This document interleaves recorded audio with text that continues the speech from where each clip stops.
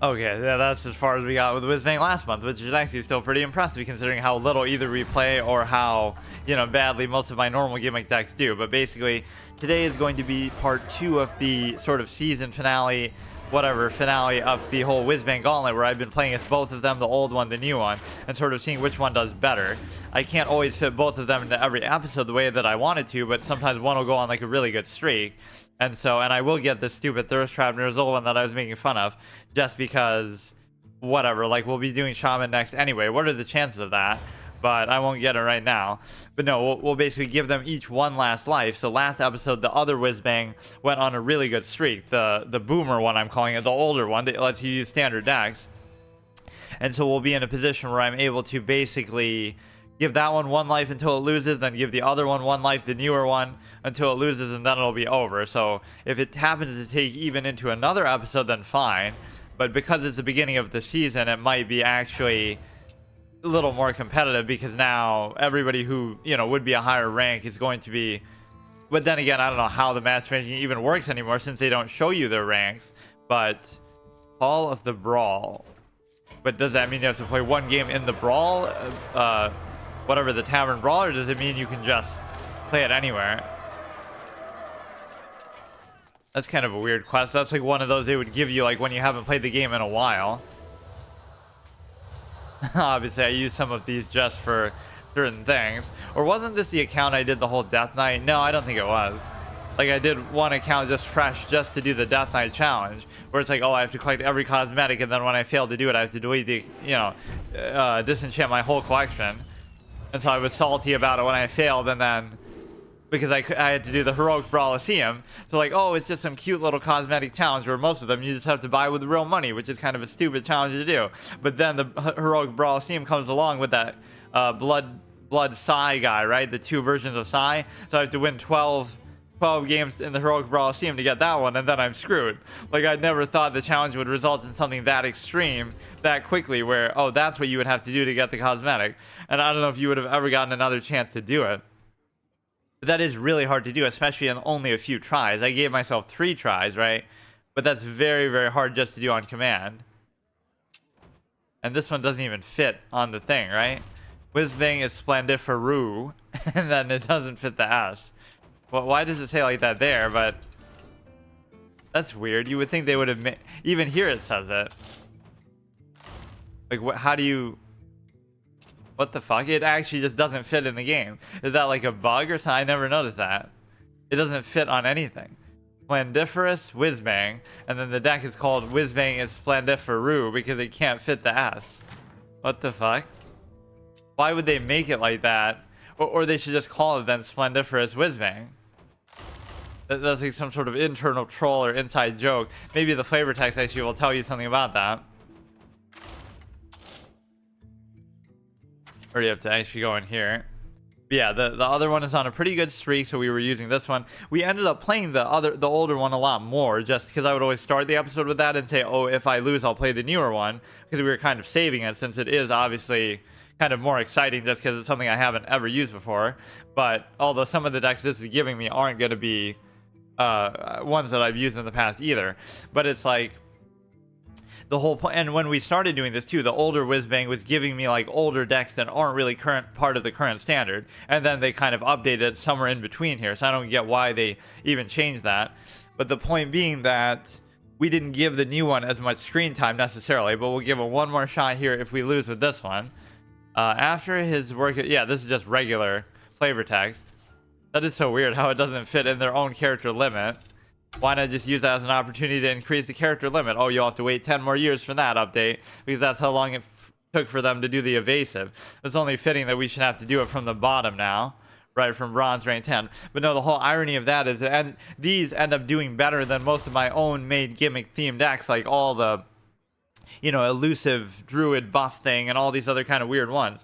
They end up doing better just because mine have like a theme to them, but no real, power creep, card quality, or cohesion, or anything like that. It's just like I take a mechanic and I hard commit to it, or I do something kind of just gimmicky and fun, but it ends up, doing worse in performance than even these, whether it be in the course of an episode, like going on a win streak or something, or just even how far it gets in the course of the month with, even how little I play. So this one, let me actually double check really quickly just to see that I did win the last one. I'm pretty positive I did with this.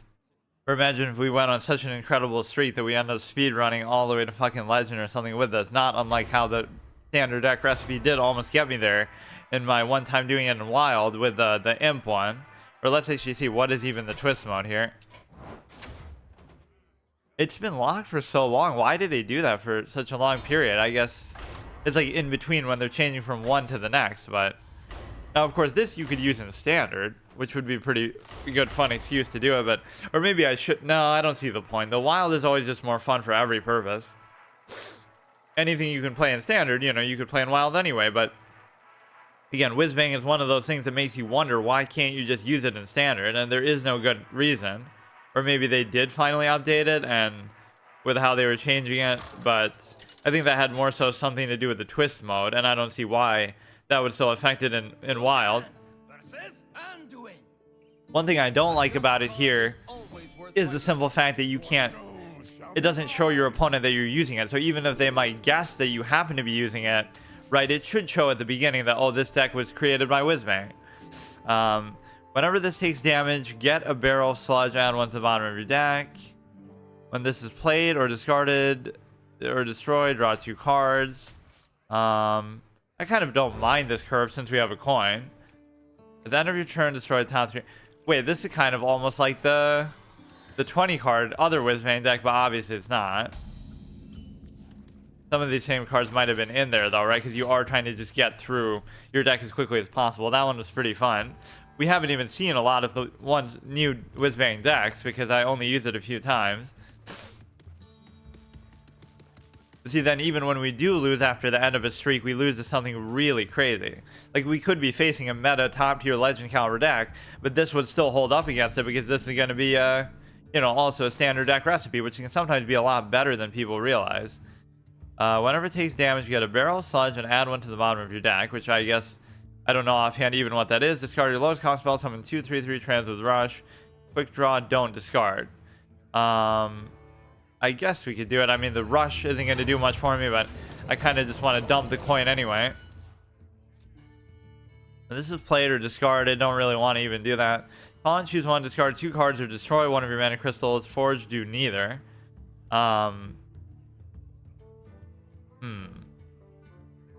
Spend 2 for an upgrade. Okay. Let's see. Now's not really the time to do it, but let's just play on curve for now.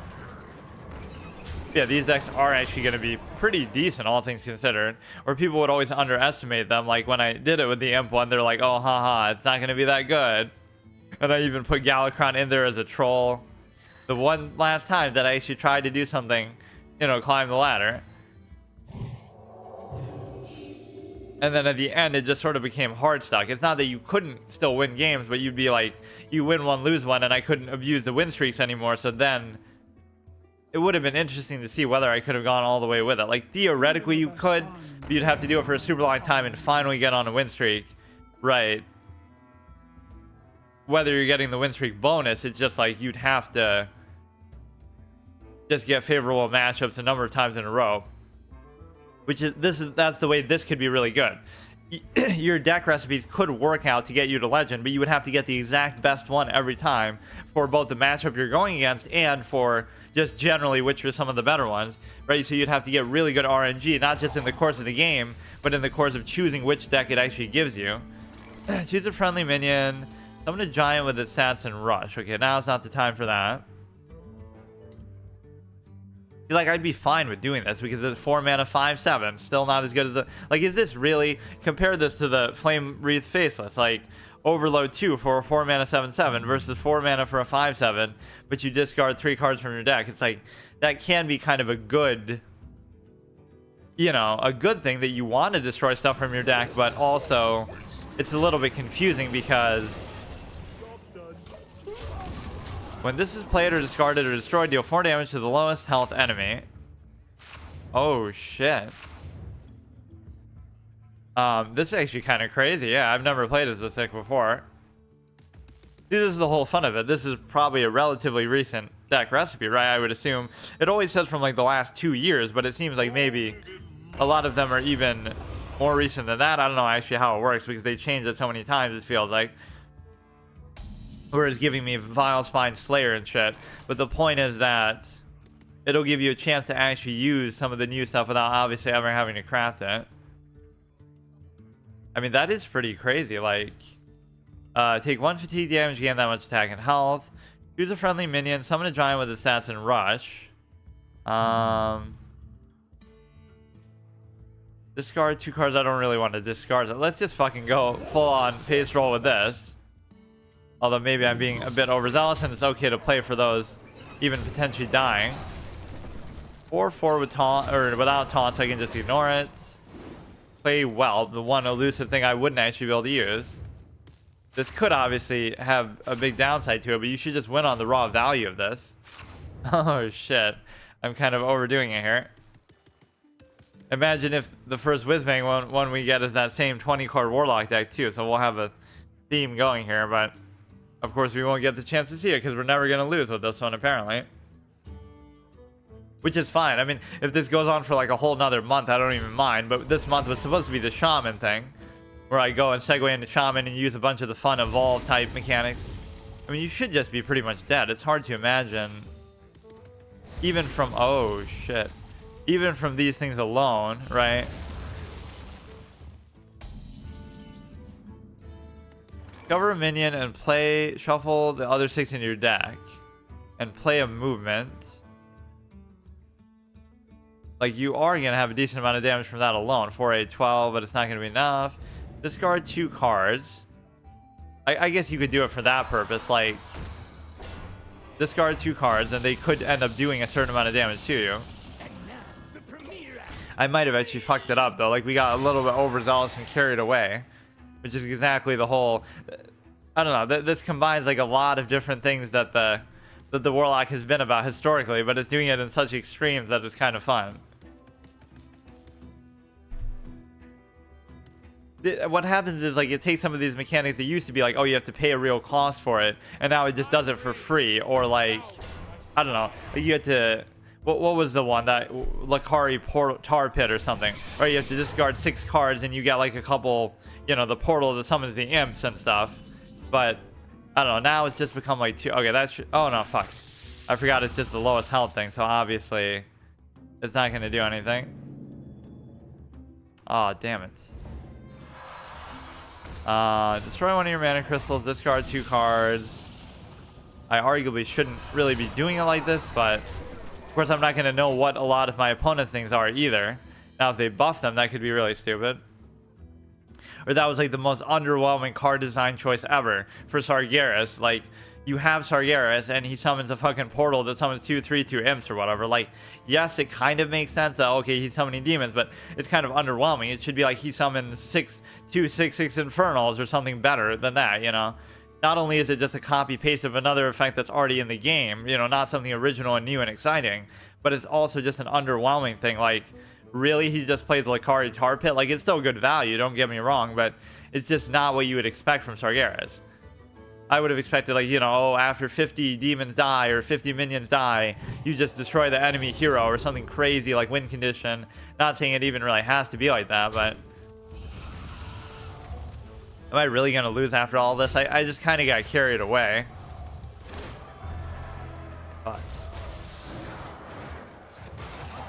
how much time is he going to have left to even be able to do this? Like, he's so close to dying.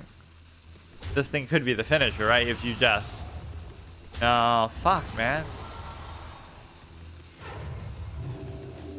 Yeah, why bother healing yourself with that when... You know, by giving the buff and having lifesteal, you would already have done that much anyway. So, of course, even as crazy and excited as it seems like this would have been, the reality... I should have probably just tapped first. The reality is that you're going against probably equally crazy decks, too. Deal 1 damage to a random enemy for each of your mana... Oh, shit. Oh, but it has to be Finale. I can't even do that. Get a tradable snake oil, which I guess this is kind of the time to do it. Solves any problem. Stupid ass lifesteal is gonna do me in. Guess we may as well just do those. they're actually going to win now somehow, despite my incredulous reaction to even my own deck. Like, oh, you know, all this kind of crazy shit. It is really good, though, regardless of the outcome. Like, I'm just easily impressed by power creep and actual cohesive standard decks now, because I just haven't used them in so long that even if I go against them a lot, it's like, or I don't even necessarily go against them a lot, because I'm sometimes going against low rank clowns who sometimes still are using things like that. But there's just got to be something more that's going to actually cycle through here. That doesn't really matter, or I can't even do it is the problem. 3, 6, 7, 8, 9, or I guess I could, but I would have to play this as an actual, or no, it'll still do it. A 2 fatigue damage summon that many imps. Like if I just do this in order, but it won't even work because this, it won't even do anything, because if we do both of those, but we won't be able to do them on the same turn, this will be a waste because it's just going to do it to that. That's really going to do fucking 9 damage. Some of these things are so fucking busted, dude. Like, just the, you can just tell, man. I know power creep when I see it, but then it, you know, you say, oh, it balances out because everybody has it and everything has it. But like, that's so fucking stupid. Look at some of these effects. It's not even, I don't know. Like, yes, the finale takes a little bit of work to do, but it's not that big of a deal. It's not like this would be a really new standard sort of deck that would have this in there, but I don't know, what he's using is kind of crazy still. To be able to survive what I'm even baffled at, how crazy my own deck is. That's just what I don't like about even playing stuff in a meta sense, is that you're going to have to play the same thing over and over like forever, right? You'll just play the same 2 or 3 decks, and you'll, you know, even though I kind of sometimes do that anyway, like I'll pick a mechanic or a gimmick that I like and just keep doing it over and over anyway, but use the cost of all dragons, give him +1/+1, okay. It's mainly the healing thing that we're looking at, like can he actually, you know, stay alive. Get a barrel of sludge, toxic waste handle with care. Take 2 fatigue damage. So just mathematically, 6, 7, 8, 9, 4, 5, 6, 7, 8, 9, 10. So now, if I just, you won't even have room necessarily for more than that. And now the premiere act, me. Right, so this isn't even going to matter. Or in fact, it's going to be bad because, right, you have 3, 4, 5, 6, 7, 8. You would almost have to do that one last and cuck your own ability to play it, just because I want to do this. Or I won't even still, fuck. I won't even still be able to do it. Let's just hope that we win on the board, but obviously we're not going to. I obviously probably misplayed a lot of stuff, but I didn't realize what even we were dealing with here. Right, like you gotta hold some of the stuff that I played back. It is a fun idea, but some of these decks feel like too structured, where everything is like too much of, you know, like it's too intentional. It's not that you're getting stuff and trying to make the most of it, it's that you're getting it and you're doing the exact thing with it that's intended by the deck and by the game every single time. Like it's too much guaranteed value, right? Like it's sometimes a less is more thing that's lost, right? You have too much and too much value that it doesn't even matter. It doesn't even matter so much about, they're still gonna have some answer. Fucking right, where sometimes you want even less value because it's like we didn't even get the finale thing.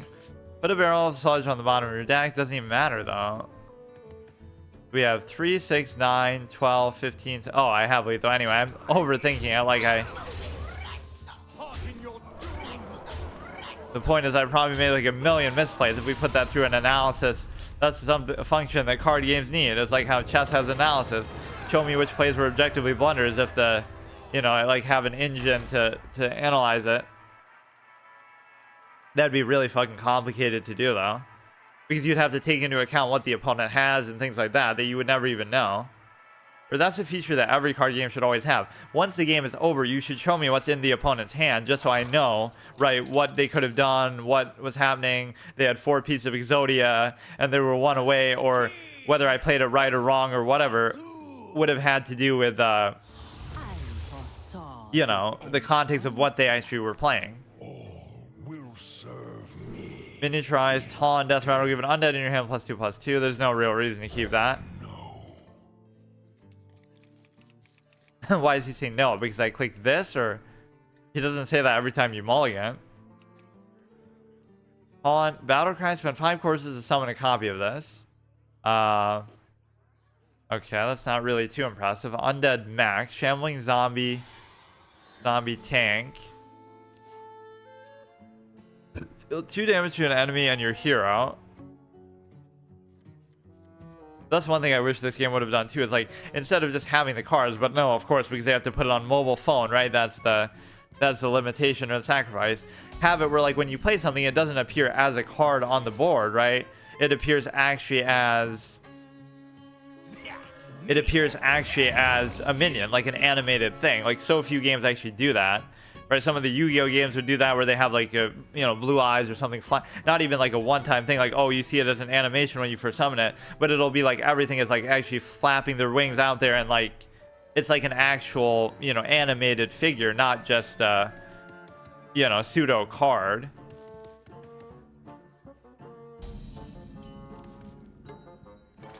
Yeah, I like how this makes the card back even more obscure to see. Like how they fuck it up by putting it at this vertical angle so you can only see the top half, and that ruins most of them, which is such a terrible design decision. But then you even get the backgrounds fucking them up too.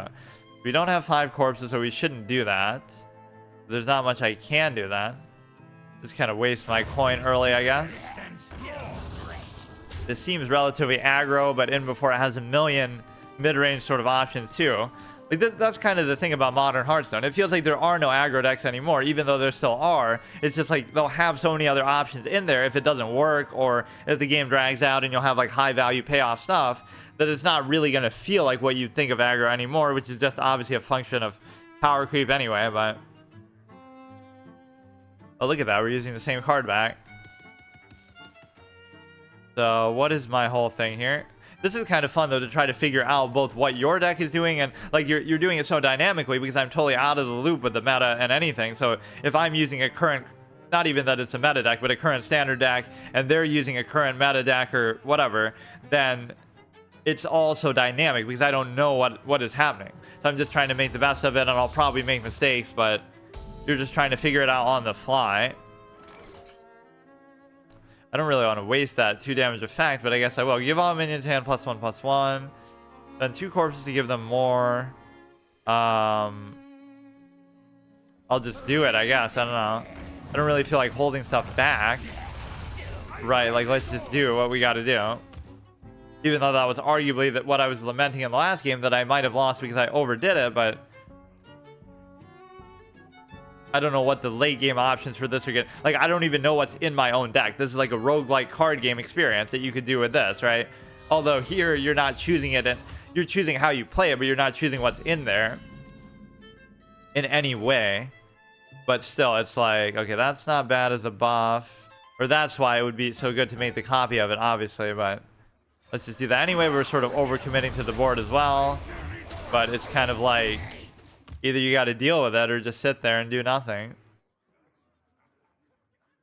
And of course, even when you kill these, it's playing into my hands because I'm getting corpses. Haha, like, just play around it by not killing them then and just sit there and watch. I'm disappointed they didn't have more elusive type stuff for the Death Knight, though, because of the whole anti-magic shell theme to it. They could have had like a whole bunch of elusive minions or something. So we should just hold back then if they're not going to do anything. Right, like this is a pretty intimidating board, despite the fact that none of it actually has that much attack. You can obviously be within 1 buff of just winning. I don't remember him saying some of these lines, like how he even said no at the beginning. It's probably just because I was clicking this, but he's not doing it now. Or like, your soul is mine. When did he say that? Like, it fits with the weapon, but I remember playing Death Knight when it first came out. Maybe some of this stuff they added later. Yeah, that's not too big of a deal. We do have the corpses to be able to do that. In fact, it would be great to do multiple of them in the same turn. You have 4 random minions in your hand, +2/+2. Sure, we could do that, and then... Oh, shit. Okay, that... I underestimated the value of that like crazy, actually. After your attacks and kills a minion, I guess we could save it. I'm just being complete face roll aggro. I'm playing a Death Knight, kind of like how you're supposed to play them in Wrath of the Lich King, just like... You know, complete face roll. Fuck. At the end, some of this value is just off the chain. At the end of your turn, deal this minion's attack damage randomly spent among all enemies, but there's no reason to really do that. You can't obviously do that. I guess we'll just do one of these and settle for it. Yes, of course, an aggro deck in which you're going to get a 8 mana turn of summoning 2 8/8s on turn 8, like modern aggro decks. Okay, they're just completely desperate at this point, I guess. So now, I guess we could do both of these. Summon 2 1/1s. Okay, don't care about that. Let's maybe try to buff that one even further before we end up doing it. I mean, since they just use the Psychic Scream, I don't see what reason there would be to really hold back. I hated the Kolbor so much in Battlegrounds. They always seemed like such a shitty archetype, but maybe that was just at that point, or I just got unlucky with them. Okay, that one's pretty reasonable, but there's no way I can really play around that. Right, like, at least they're both at 1 health, so it wouldn't feel like I can't really do anything anyway. If it's 2 1/1s, I'm trying to save this somehow for some epic final play where I'm able to, you know, really make it even stronger. See, now I'm just in total top deck mode, so I probably should lose given the value of... Yeah. Oh, it's one of those kind of decks where they don't summon anything and then they just summon the same ones over and over because of the whole resurrect mechanic. But you shouldn't be allowed to resurrect in this game because of the fact that there is no graveyard. Like, they still don't actually show you what's in there, right? That's how the game started out, and it almost seemed like, oh, it's some sort of a viewer-friendly or kid-friendly kind of thing. Like, oh, there's no graveyard because nothing ever dies in this game. It's just all whatever. But then they obviously end up not actually doing that. Like, there is a graveyard, but now they just don't show it. I don't know what to even do with this now. I'm probably going to lose. I mean, what we're going against in the first 2 games are both pretty seemingly good decks, too.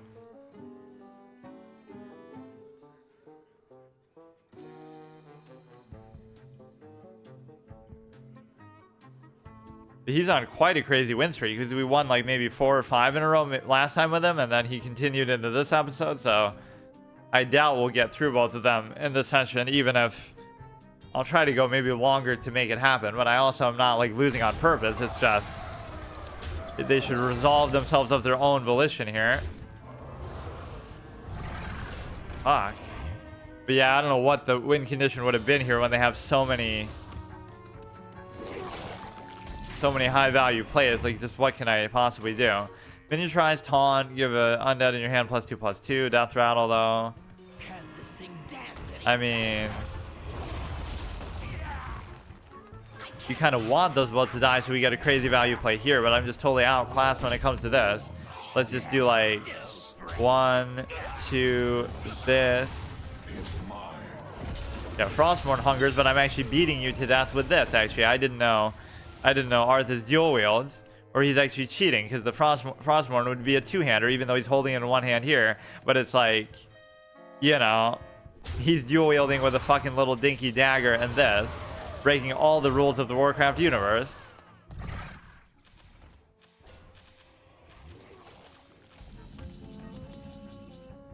Oh shit, this would be my first time ever using this. I was in fact so excited that Death Knights finally got a hero that they would spare the enemy with the most attack. I was going to make a deck just for the chance to be able to use that. We could do this, or we should just do that too. Yeah, this hero is going to be so busted that it's going to somehow make me come back, even though it's not actually that good. Deal 3 damage with crushing brawn. My army shall be yours if my head is drawn.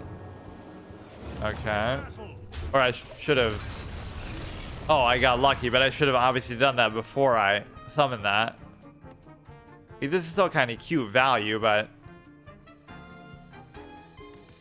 I forget what the upgraded thing even is. Yeah, this is my first time ever playing as this guy. Maybe my first time even seeing it. Maybe nobody else has played it up till now. But this kind of proves that the standard decks you're getting are actually current ones. Yeah, like what would I have been, even if I played this perfectly, right, what would I have been expected to do, really?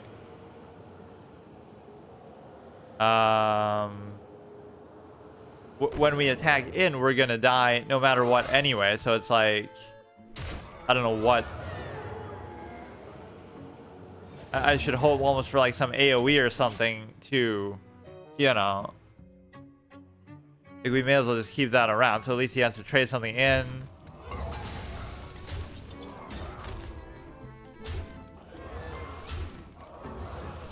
That one did just seem like a matchup that would have been very difficult. Obviously, I must have played it wrong, but I mean, I played the last game wrong too. After an undead dies, draw a card, give an undead. Yeah, this little fucking stupid pumpkin hero power is totally gonna save me. Like, I guess I could have held stuff back even more to get even more value out of it, like with some of the buffs, but ultimately, kind of an anticlimactic way to play this guy for the first time.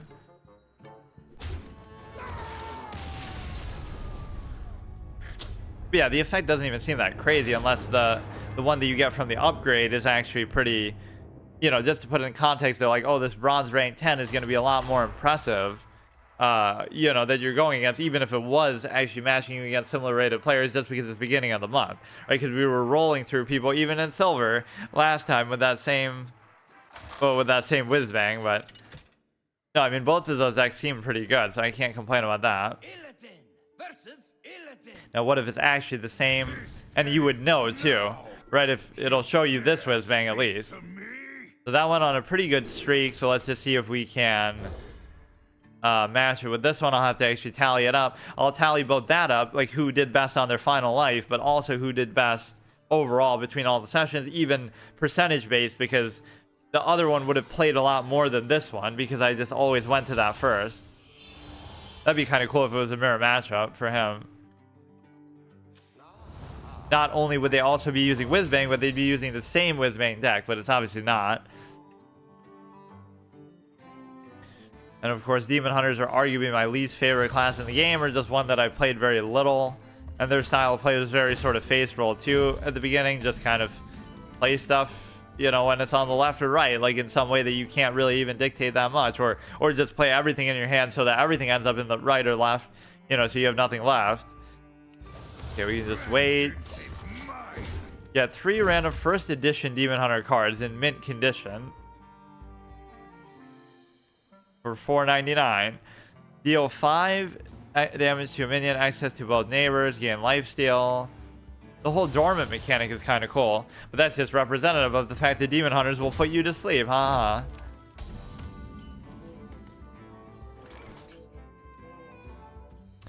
Stealth for 1 turn, your hero has +2 attack on your turn, okay.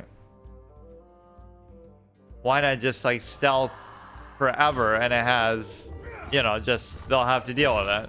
That still wouldn't be that strong of an effect, would it? Like, your hero just has +2 attack and they have to AoE for 3 to be able to, you know.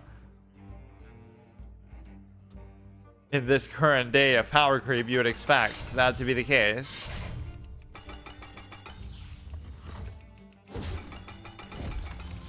Yeah, with that other Whizbang deck, you could also get mirror matchups just organically. Like somebody happens to be using a standard deck recipe, and you happen to basically be able to battle cry, death rattle, lowest health enemy. You should save that until you actually. You should save that until you actually have something to get rid of on the board. I use my coin so flippantly too. Like each of these games, I think I got a coin and I use it super early just on a whim.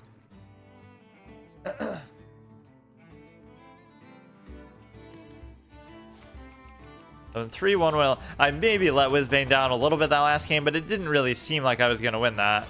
If anything, I should have played it even more aggressively than I did, because that would have been your only chance to beat a priest in that kind of case with the whole resurrect cheese that they do, right? You would have had to get them early before they just keep doing it, because there was no way for me to deal with that.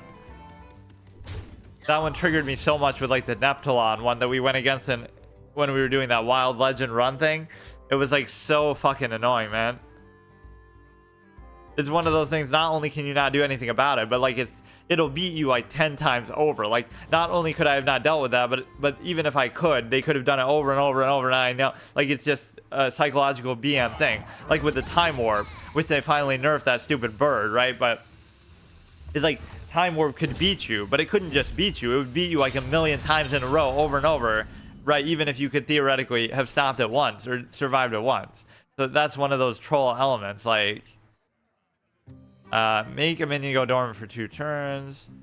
After attacking a minion, your hero may attack again. After you play left or right most card, deal 1 damage to all enemies. Nothing's really too good here. Give your hero +1 attack, add second slice. I mean, I guess we'll just do that. Like, there's nothing really that's standing out. Deal 5 damage to a minion, excess damage. Like, this is all just kind of garbage value plays. I don't know, like, let's just do it, even though it's shitty. It just feels like all this stuff is so expendable that you almost do want to get through it. I don't want to be burning cards as a demon hunter because I'm trying to save them for some special play that's never going to come, because they're all just kind of garbage anyway. It's just such a, like, exposable, expendable sort of thing, that how demon hunters were designed. Like, everything, just play it as soon as you get it, just do it, just face roll it, because there's nothing to save it for.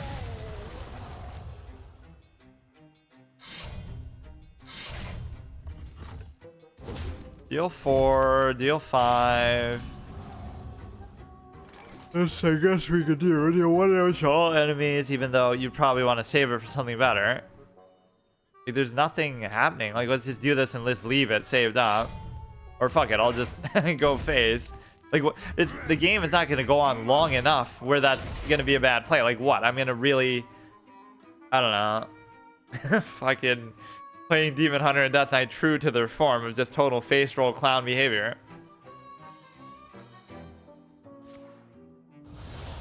He'll be encouraged to play equally like a clown too. Just go face every time, because you're gonna have a million more weapons and yeah, exactly, and sources of giving your hero attack. Dredge. I just always underestimate the quality of some of these. Like, there was one that I used that was like a current meta deck in standard, maybe, or maybe that was in wild, for demon hunters at some point after I failed that Death Knight completion challenge, and I underestimated it so much because it seems like, oh, you're just playing everything as soon as you get it, so what's the long-term value? But it was just so broken that it managed to still work. Cover your hand in your deck, draw 4 cards. No. Outcast, summon a copy of this, which you would get, but not right away. Or no, you will, never mind. Okay, that's at least a good value play. Okay, let's hold back the stupid weapon now. But again, what am I holding it back for? Because you just have too many things that you're never even going to get to play. That should be your philosophy as a demon hunter, right? Like, just, you can't take it with you, so you may as well just play everything while you got it, because what else are you going to do? It's just all fucking garbage. But no, all 3 of these decks have been fun, at least from some perspective, even though I don't like Death Knights or Demon Hunters that much. Or you would have thought I liked Death Knights just because I played them so much at the beginning. But that was just because it was new and sort of trying to get some excitement out of the game.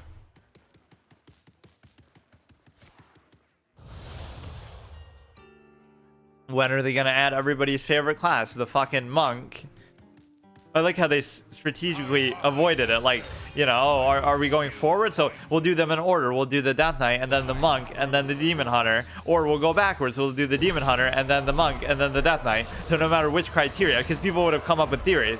Oh, they released the Demon Hunter first because it's the newest, you see, the newest hero class in WoW. So now they'll go backwards. Oh, but then they skipped it. So now, you know what I mean? They went backwards, but they skipped the Monk. So whichever way they would have gone about it, you knew that the Monk was going to get fucked over because it sucks and nobody likes it.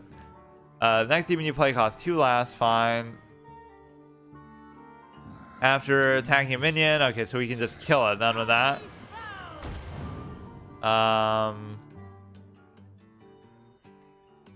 Give your hero +1. So you could like actually do it. Okay, let's just go through some of these things. We'll attack. Not that we have to even kill it, but just because. Just do an extra 5, and then nothing to really make go dormant. These both seem like such stale decks that we're using, though. Like, they're not saving up for anything. I'm not saving up for anything. There's that one crazy... I can't remember what it is. It's like a 9-cost card that, like, makes 2 copies of itself. That one could be kind of good, but... Okay. Or it might even be worth it to just use that on there. Wish for the perfect card. Yeah, I almost forgot that this wasn't just like a standard deck that we're getting with at a random legendary +5. Like, why is that the perfect card right now? Just because I can use it right now? I mean, since you're so obsessed with fucking weapons, I guess we could do that, but it almost seems to fit into the theme of what I'm trying to do here. But let's say she just do that. We are friends now. Hello, friend. And okay, I mean, really, talk about weapon obsession over here. Nothing else is really happening, though. Or I should have probably played this sooner. Do you see what must be done? I'm not even going to do that.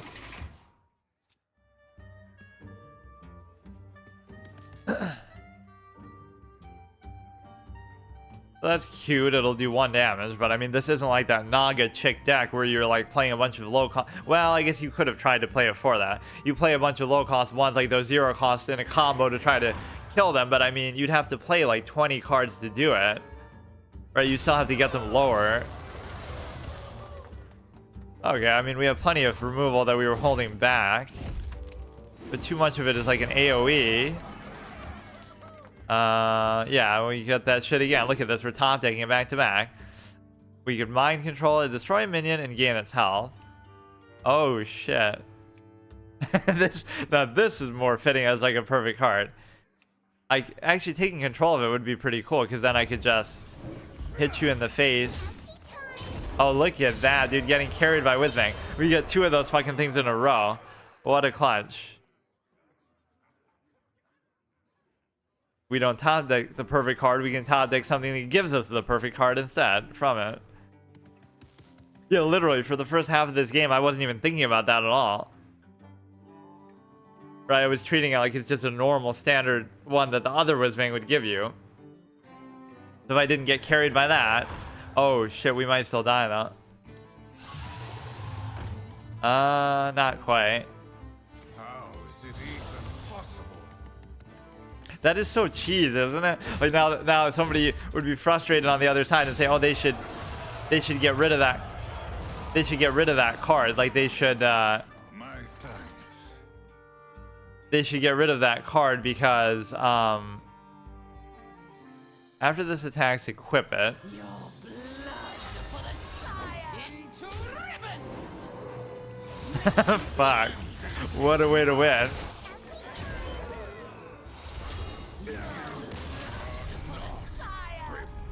But like, oh, they should nerf that because that's so cheese, because that's a busted thing that you wouldn't normally have the option to use, right? Like how the 20 card, like one of these decks is actually going to be nerfed because it's actually going to be broken somehow. But the fact that you can't even choose to get the deck and you get it randomly means that even if it was busted, right, like some of these aren't real decks or real cards or things that you can actually use, like having 20 cards in that Warlock deck and stuff like that. But the point is you can't even choose to get them on demand. So even if they were broken, right, I mean, not every single one is going to be, and even if they were, you're getting them randomly, so you can't rely on it. But people would still bitch and say, oh, look at that, that's busted. He got carried by the stupid Wish card. 2 back-to-back in a row.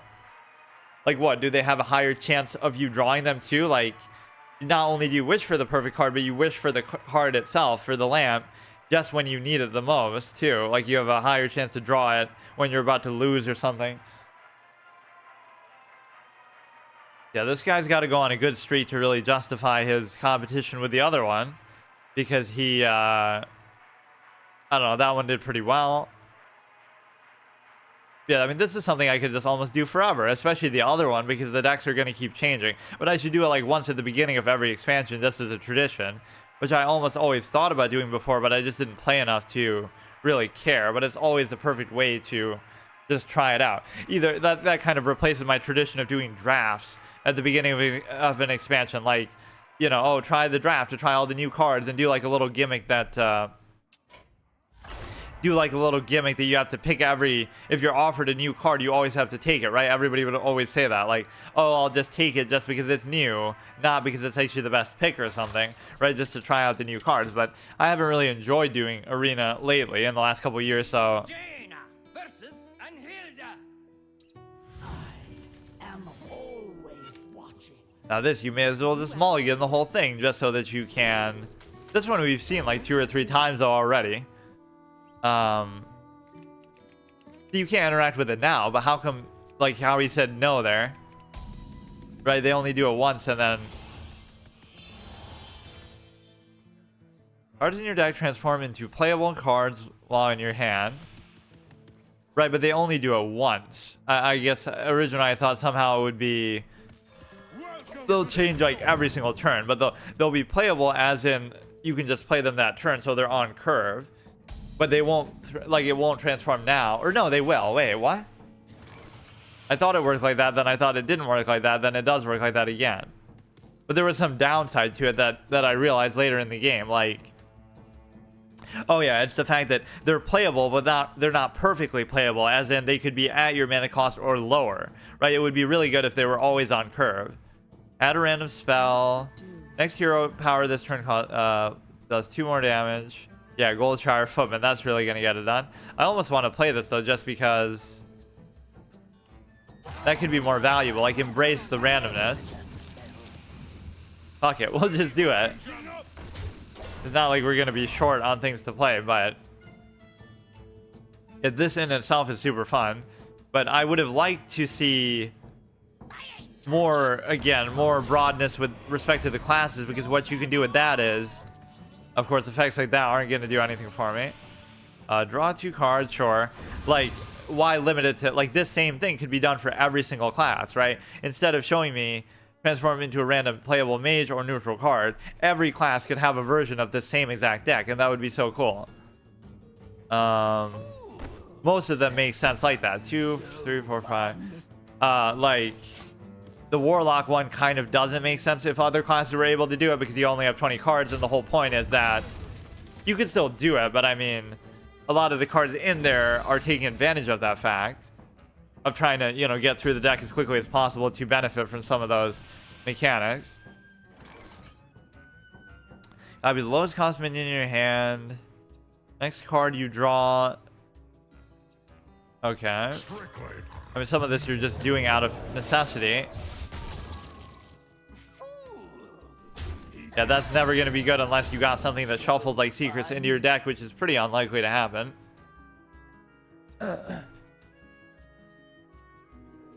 Yeah, between Renounced Darkness and all these other kind of random decks I like so much. You know, it's like you're turning it into some sort of roguelike, weird, you know, dynamic experience that's like you're just trying to make the best of what you're given, even though you can't control it, which is super fun too if your opponent's doing that too. Like if we're both using Renounce, then, you know, it doesn't feel like that's going to be the defining factor that, oh, like I'm losing because I'm just using that and they're using actually something good. But even if you lose to RNG in this sense, like, oh, your morphing card gave you something better than my morphing card, it's still fine because it's in the context of those are the kind of tournament modes I would do. But there'd be no way to guarantee. I guess you could just keep doing it over and over until you get that matchup. Like, I want it to be where it's a mirror matchup every time. So it's one player versus the other, and they both have to be using the same one. Not just they're both using the same Whizbang, but the same deck from Whizbang exactly. If your deck started with no duplicates, your battle cries trigger twice the rest of the game.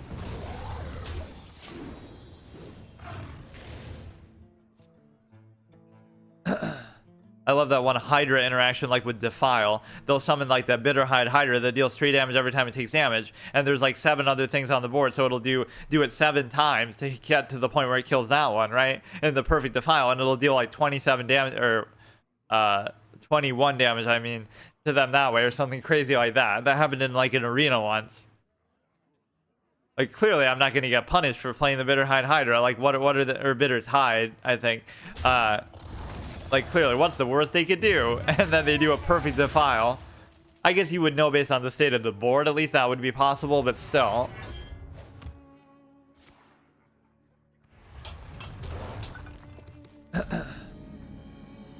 Yeah, I have to remember to buy that stupid Ner'zhul thirst trap thing just because of whatever reason. Yeah, also known as Rush. Right, that's literally what that's how there'll be cards like that, like, oh, they came up with the hero card idea with Jiraxis in the beginning of the game, but then they didn't officially release more of them formally until the original Death Knight Lich King Knights of the Frozen Throne expansion. It was the same thing here. They came up with the idea for Rush here, but they just didn't come up with a word for it or whatever.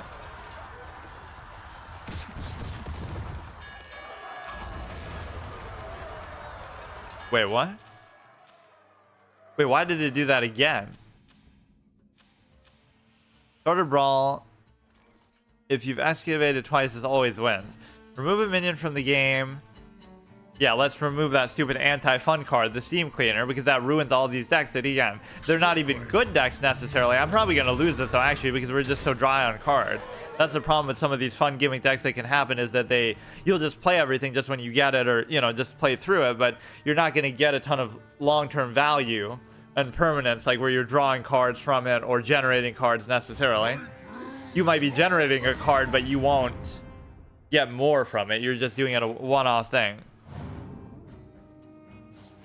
Destroy, shuffle 3 TNT when draw and blow up in their hand, deck, and board. Deal 3 damage to a minion and all other types of the same minion type.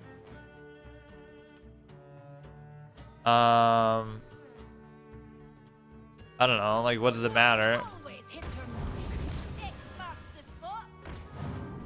It doesn't even matter because I'm not even trying to do that, so that was pointless. This is our only chance to win. Like, if we don't do it right here, we could get a Pyroblast or some shit. Come on, come on. If we actually lose, I'm screwed. Then it's all over. Damn it. Deal damage equal to your armor. Fuck.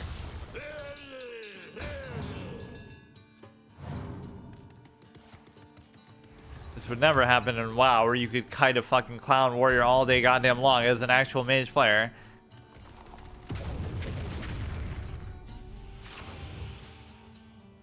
What does that even mean? Like, it does it to your hand? So how does that even work? Destroy a random card in your hand, deck, and board. Okay. Yeah, I'm never gonna win now because... Oh, fuck, I forgot. Not like the mana crystal thing really matters, but I mean... imagine if that 4 damage is actually the difference now. If we get them to 4, then I won't... Well, clearly I was going to win with that. Here we go, dude. This one you think oh, you know, they might have ran out of good value cards. What the fuck is this, dude?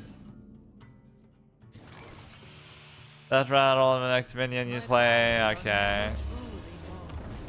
So it's safe to say we probably didn't have a chance to win that. But no, you often burn out of cards very quickly with that. Right, with respect to all these sort of fun decks.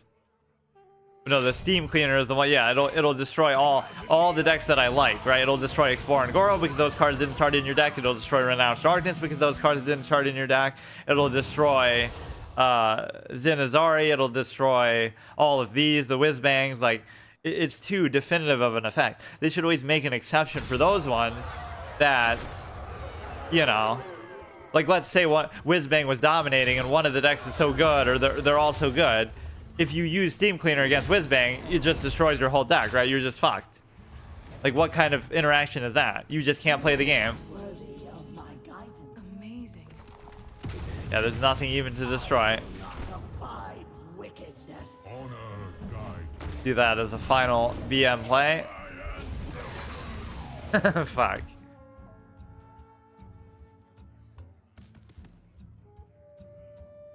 Yeah, so this one didn't do actually that well, but then again, you know, some of the decks we're going against are pretty good. That's the best time to truly test something, is at the beginning of the month, if you only play at low ranks and you're too lazy to try to get farther.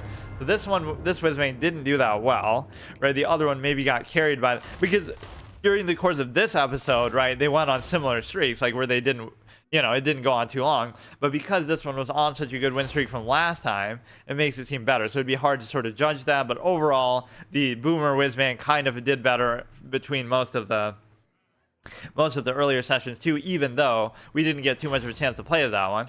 So now we'll actually resign ourselves to playing as that clown shaman thing, or we'll get the stupid Nerzul. You must be the change you wish to see in the world, but I just, somehow get tempted to actually do that. So next time I'll play shaman for the first time basically in a very long time. One of my least played class, or it's kind of in the middle of the road. Not really my least played class, but it's like in that middle tier with like paladin and stuff, where I played it a little bit, but I never had like one go-to deck with it. Just kind of I'll build around the evolve sort of mechanics and things like that. So that'll be what I do for this month, maybe into next month. And that was kind of anticlimactic. I thought that might take so long. It might go into several other episodes and I'd be almost worried about it, but it was just so... Yeah, I could like disenchant all this if I'm worried about the dust situation. But I will actually buy that stupid Nerzul one just because I like Nerzul. And I mean, as much as I say I'm a fan of Nerzul, I've never played the older Warcraft game, so I don't know much about him as a shaman, but I'm such a fan of him from Warcraft 3 as the actual Lich King, the true Lich King on the Frozen Throne. Just remember that Arthas was never truly the Lich King. You know how I know? Because think about a line like, or like you never respect him as that. Like now we are one, but then they write Nerzul kind of out of the story because they want to turn Arthas into the one big bad guy, right? But the real thing that triggers me is like when they summon Archimod, right? Arthas is all dejected and he's like, oh, what will become of us now, Lich? And he's all mad at Kel'Thuzad, and Kel'Thuzad reassures him like, the Lich King foresaw this as well. You may yet have a part to play in his grand design. So in other words, Arthas was the bitchy little kid, almost like a bitchy teenager, acting like, oh, what are we gonna do now? And he was totally at a loss. And it's like, don't worry, the Lich King had this figured out too, just like how he's carried you the whole way and he's told you what to do. And he's not only the boss, but he's also the strategist. Like he's coming up with everything what to do, right? So Arthas is being all whiny and bitchy. Oh, what are we gonna do now?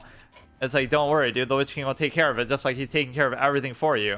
Like, he's always the one who deserves the credit. So, to kind of diminish him, like, in other words, Arthas isn't that impressive. Arthas is the victim. He's the, the little brawn. He's not the brains. So that's why it's just not that impressive, anything he does. He's impressive from a combat and a strength standpoint as, like, as a hired gun sort of thing. But he's not impressive as a strategist as much as actually Nerzul is the one giving the orders. And it's almost like you can imagine yourself playing as Nerzul when you control Arthas, like you're the one who's actually ultimately telling him what to do. Maybe that's shortchanging Arthas a little bit too much credit. Like he still has to fight his own battles out there, but I don't know. It's just not as impressive. It worked better in that sense, right? It's two halves of the same thing. It's almost like taking from Star Wars, combining Palpatine as Nerzul and Darth Vader as, how they have similar stories too, like betraying their master and Uther and all this kind of stuff. It's kind of like combining them into one character, right? So you have the two halves, like the Emperor sitting on his throne, like how Nerzul is sitting on the Frozen Throne, giving the orders and all that, and then you have obviously Arthas as the betrayer and all this kind of stuff, doing the groundwork, the field work. And so now they combine the two characters into one, but then they forget about one of them, and they kind of write it out in some weird, inconsistent way where they're basically able to... It's just so fucking stupid, dude. I almost shouldn't do it, but, as much as I hate what they did with this one and how they don't have the other actual proper Frost armor one, I don't... as much as I hate the Thirst Trap Clown thing that they did, they also are giving me Nerzul, and I think it's the first one you can ever use, right? There might have been one in some other mode, right, that you either go against as like an AI controlled thing or something, but like think about all the stupid ones that they have, but they can't have the actual proper one, just him in the armor that they even show you and tease you with. It's so stupid. But yeah, let's look. It would have to be a shaman then. I mean, maybe there is one and I just don't know.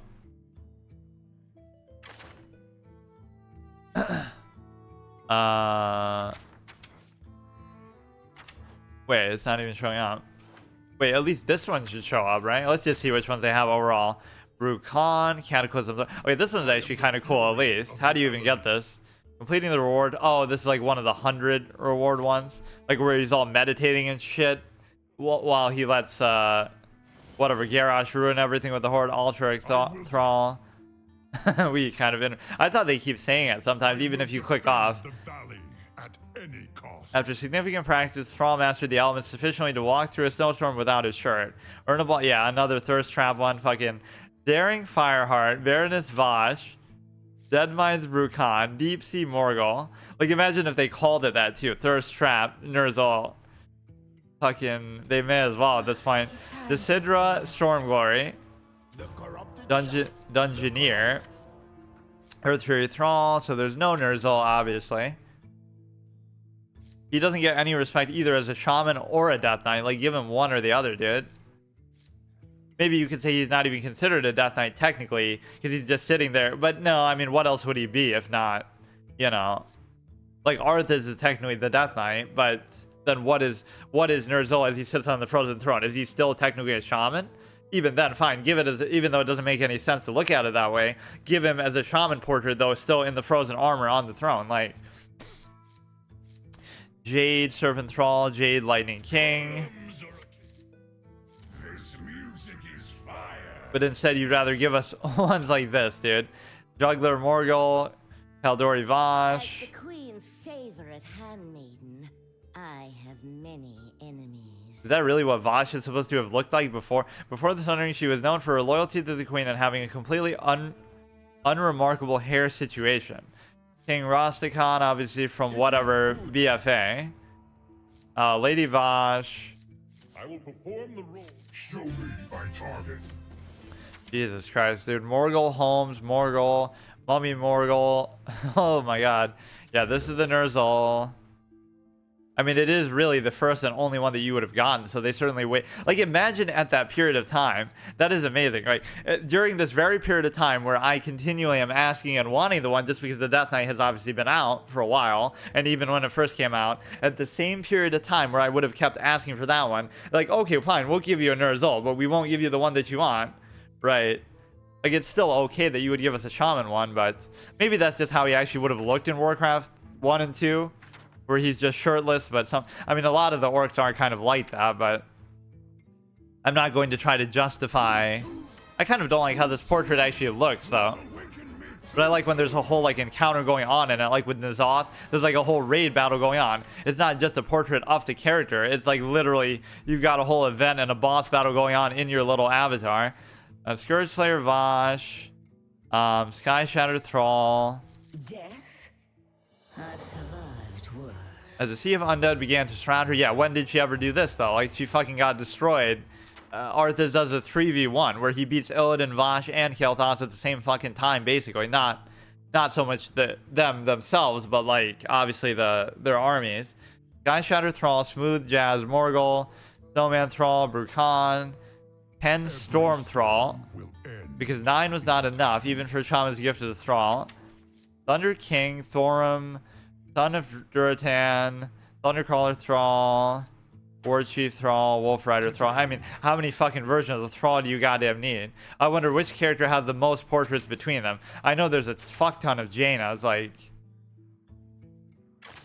Jaina gets around over here. 9, 18, 27, 28, 29. Like, Jaina has more of just her than almost, you know, some of these combined, right? Than Death Knights do overall, almost than Demon Hunters. And some of them kind of caught up in a weird way. Like, there's 36 of the Demon Hunter one, right? Even though it's a newer class, right? But there's only 38 rogues. So wouldn't rogue feel kind of cucked? There's only 2 more rogues, even though they were there from the beginning of the game. Even though this was added, you know, much later. Right? So they just didn't come up with as many ideas. Or even Hunter is even worse, right? There's only 36. Like, they're not all created equal. Or even like with the hero card situation, not only do some of the new ones not have, obviously, very many, or... you know, Death Knight only has 1, but there's also the case of, it won't only show their hero cards, though that's the problem, but it's like, some of them got added at weird intervals, so some of them maybe never caught up, like you had Hagatha the Witch, right? And then you had, Hagatha the Fabled. Draw 2 spells that cost 5 or more, transform them into slimes that cast the spells. Cast another card. So the value of that would be, I guess, just copying the slime maybe over and over. Fairy tale slime. But no, it's like, yeah, you got this one by itself during some expansion, right? What was it? The Witchwood, and nobody else got one. Or the Dr. Boom, the hero card, like for warriors, right? That I like so much in my Iron Juggernaut stuff. Yeah, just don't tell me that that stupid TNT thing outclasses the Shaman. Or I mean the Iron Juggernaut. So next time we'll do some kind of evolve thing with Shamans just to see like what sort of fun mechanics we can do with that. And we'll have to just... I don't know, we'll buy that stupid Ner'zhul one just because I like Ner'zhul.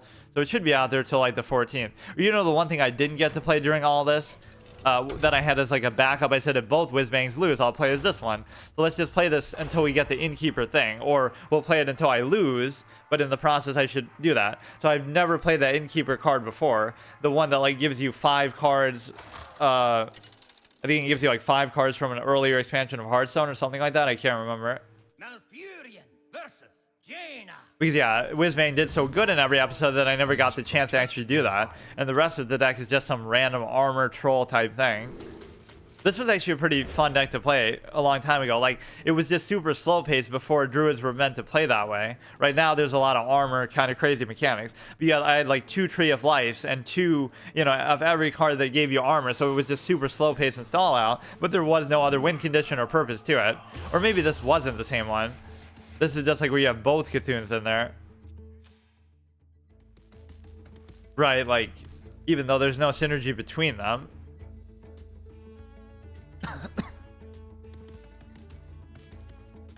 So we're really just trying to look for the Innkeeper card basically only. Or like I'll discover some new interaction that you couldn't... No, but since we're using all these old cards, but like some new interaction that you couldn't do before that actually is really good just by using an old gimmick deck that I had tried to do before. Right, by sheer accident I'll come up with something like that. But no, Cthulhu is one of the most, not even one of the worst, but one of the most insular, limited, specific sort of mechanics in card game history where those kind of designs are very contrived, where like all these cards work with the one thing and the one thing only. They have no innate interchangeable value where it's like, you know, oh, if you don't get the synergy, or if you get it, like a good way to judge it is like if you get it in arena, what value would this have if it's an arena, right? Aside from it's just base statting, like, you know what I mean? You're not going to have Cthulhu in arena, so like what kind of purpose does that serve?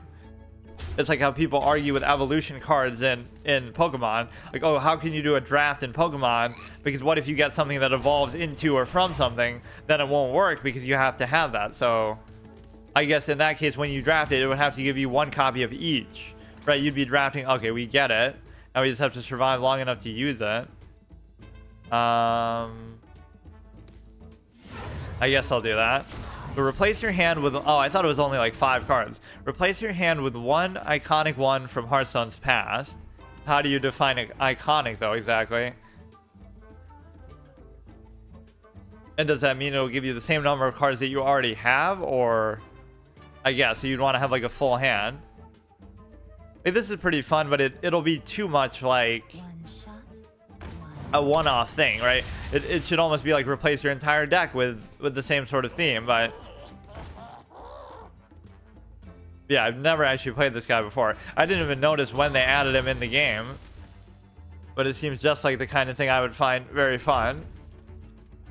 As much as I sometimes don't like, you know, RNG things, you would think I love it based on all these decks that I like, but it's still RNG with the context of something else, like not RNG as an actual effect of what a card does, but how you get the card in the first place. So, like, give me a deck that's completely random and then make the best of it in an optimal way or whatever, right? But actually, you might have been better off doing it on... Not really, but... Right, so give me that randomness and the outlying factor, but then once you give it to me, I try to make the best of what I get. That's what can be fun or satisfying. Not just like... every card that I play does something random as its effect, actually. So like rogues and priests, I kind of dislike for that reason. Like, oh, you're discovering cards from your opponent and trying to role play as them, and you're like a wannabe. Okay, that's pretty good. Clearly we're not going against. But yeah, why do we get such a shitty deck to go against now when we're using this one, but not when we like? Clearly this is way worse than the ones that we were using before, right? That we faced with like the priest and stuff. This is just nothing. They're just garbage. They're either a bot or there's somebody just playing for the first time. Like that's what this people always speculate means, having that little gear card back, but sometimes, you know, I would just use it on purpose then, like pretend like I'm a bot, but I'm not, obviously. Let's just do that. We should survive long enough. Pretty cool effect too. For what a perfect grab from that. Whirlwind, Frothing Berserker. Okay, I can understand the iconic element there. Oh shit, but give me the actual old Grim Patron and it would be worth it. Right, like... I forget even what it was originally now. It's been so long. After it survives damage, summon another... But it doesn't work because of... Oh, wait. Whenever you summon a minion with 3 or less... Wait, you kind of could still do it, though. Yeah, of all the ones to get, imagine that. Whenever you summon a minion with 3 or less attack, give it charge. I mean, that still does kind of work, right? We're not going to survive long enough to do this shit, or maybe we will. That is actually pretty good delivery. Like, of all the things you could give me, this is what you'll do. The Grim Patron, Warsong Commander, all of this shit.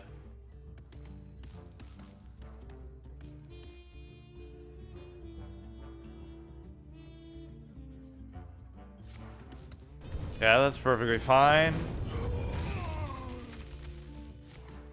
What ways do we even have to make more copies of it right now? We would have to... Let's actually get this one ready to go. It's gonna be a lot of work actually to make it happen. Frothing Berserker.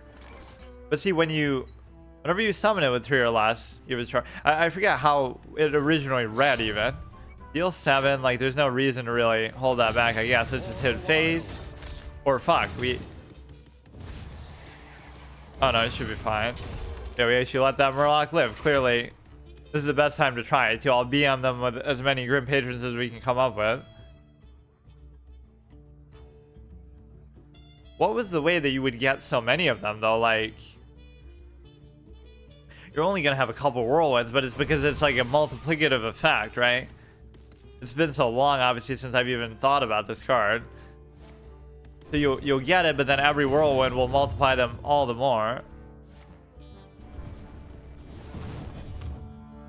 I almost have no choice but to do it. Despite how shitty their deck seems to be. So let's say we put that down. We're not going to have enough things to still do with it.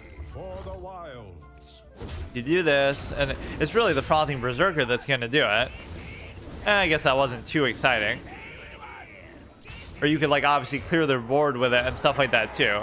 I mean, that certainly lived up to the hype for that to be my first time to ever use that. Not only do we get something as iconic as Grim Patron and meme worthy, but also we get to actually win because of it and play it out pretty well. Let me see what it looks like here though. Wait, so in some manner of speaking, you could still do it, that means. Whenever you summon a minion with 3 or less, so it just has to have 3 or less when you summon it, and then you can buff it as much as you want. That's weird. So they changed it to something else, and then they changed it back to that. You could unironically play as Grim Patron in some form. Or I obviously don't have it here. Wait. Oh, I'm thinking, obviously, just because warriors use it, it's not actually a warrior card. Related cards. Why? They're almost trolling by showing these related cards as itself, but times this many times. This is actually a troll thing. When would it ever do this otherwise? Show me more. Let me scroll down infinitely. After this minion survives damage, summon another Grim Patron. Yeah, like what is... Let me actually look at the history of it, because I kind of forgot. Yeah, that was just kind of like a little bonus thing just to try that card for the first time. Grim Patron. Let's look at like his change history here. Yeah, see, 2023 Grim Patron has returned. It's not going to be as good now, obviously, with all the crazy shit that you have, but it's still fun. Prior to patch 3.2, it was a combination, used in combination with Warsong Commander to grant charge to each new patron generated that turn, allowing warriors to decimate their opponent's board in a single turn. Warsong Commander history for details. Innkeeper's startup quote, everyone get in here and say hello is based on the quote of Grim Patron. Used there likely as a praise of popularity among the community, especially in the months following the release of Blackrock Mountain, with which it became one of the strongest in the meta. Let's see, patch changes. Temporarily banned from constructed formats due to infinite interaction with corpse explosion. Unbanned from all unconstructed formats, no longer leaves corpses as a temporary solution. Golden card unlock requirement now added. This isn't really all inclusive though. It's not telling you like all the changes. But no, you effectively should still be able to do it, right? Because even if you're summoning it from the effect, you should still be able to do that. Not that I even would bother doing it. Whenever you summon a minion with 3 or less attack, like we just saw it work, I don't see why you wouldn't be able to. Okay, see you tomorrow.